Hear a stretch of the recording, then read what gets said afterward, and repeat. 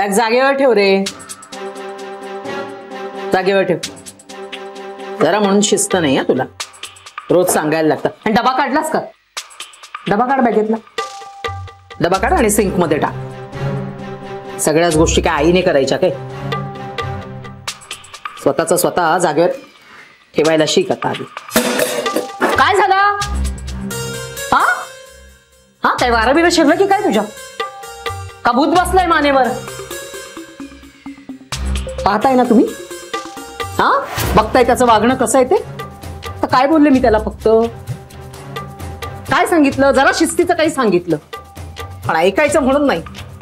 आणि मी बोलले ना की माझं तोंड दिसतं, मी बोलते एवढं. गरज काय होती ताईला असं बोलण्याची? काय बोलले रे मी ताईला?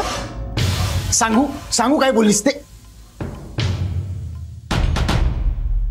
तूच फोन केला होतास. अगं कारण तू ताईचे फोन उचलत नव्हतीस.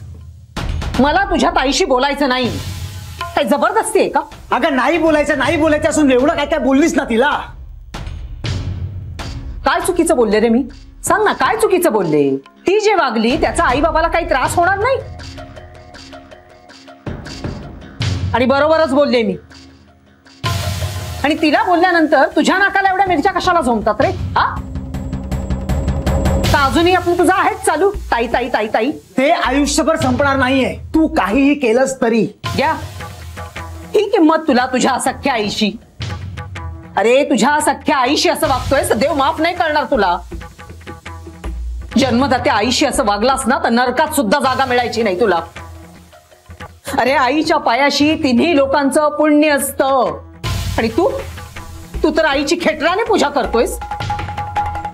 कुठे फेडशील हे पाप? लाज वाटली पाहिजे तुला. आणि म्हणून तुझं काही होत नाही, कळलं तुला? देव पण बरोबर न्याय करतो.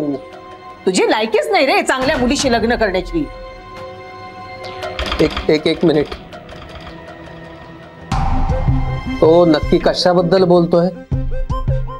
बघा ना, बघा काही हाड आहे का ह्याच्या जिभेला? हो आई आहे मी ह्याची जन्म दिलेली. आयुष्यभर हाडाची काढ केली मी ह्याच्यासाठी. तो काय हा दिवस बघण्यासाठी? त्या असल्या कार्ट्याला जन्माला घालण्याऐवजी ना मी वांस राहिले असं तर बरं झालं असतं. अगं मला जन्माला घातलंच नसतंस ना तर तुझ्यापेक्षा जास्त मी सुटलो असतो. काय बोलतोय हा? बघा तुझ्या जिभेला काही लगाम आहे का रे? तुझ्या तरी आहे का? कला माझ्या जिभेचा लगाम काढतोयस तू? हा माझा लगाम काढतोयस? तुझी लायकी तरी आहे का रे? मूर्खा, शिंग फुटली आहेत का रे तुला? हा हेच शिकवते वाटतं तुझी ताई तुला? हा आता काय सांगितलंय जानूने? आईला वाटेल ते बोल, आईशी भांड. तुला जन्माला का घातलं ह्याची लाज वाटायला पाहिजे असं बोल आईला. म्हणजे मग गोखल्यांच्या एसी रूम मध्ये ती मात्र आराम करायला मोकळी. कला जान्हवी याला असं काहीही शिकवणार नाही. नाही कसं? नाही कसं? तुम्हाला वाटतं ही सगळी याची अक्कल आहे? तुम्हाला सांगते ही जानूचीच शिकवणी आहे. अगं असं काही नाहीये. त्या औदसेच्या बाबतीत तसंच म्हणत होतात तुम्ही, हो की नाही? काय झालं काय? अगं कधीतरी चुकतो माणूस म्हणून तो कायमच चुकीचा असतो का?